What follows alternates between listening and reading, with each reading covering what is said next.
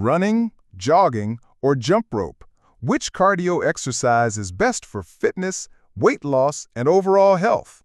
In this video, I'll break down the benefits of each so you can choose the right one for your lifestyle.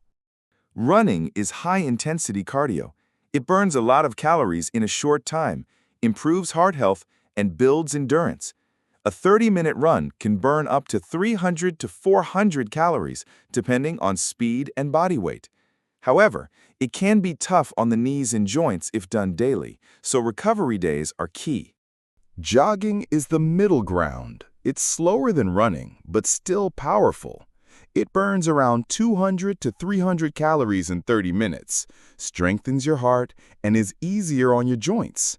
Jogging is great for beginners, long-term weight control, and mental relaxation. Think of it as sustainable cardio you can do almost every day. Jump rope is often underestimated, but it's one of the most effective cardio workouts. Just 10 minutes of jump rope can burn the same calories as running an 8-minute mile.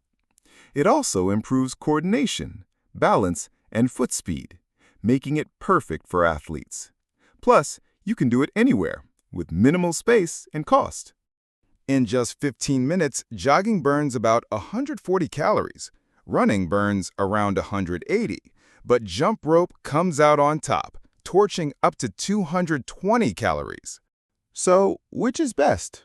Running, maximum calorie burn and endurance. Jogging, sustainable, joint-friendly, and relaxing. Jump rope, time-efficient, portable, and great for agility. Thanks for watching. Please like, share, and subscribe.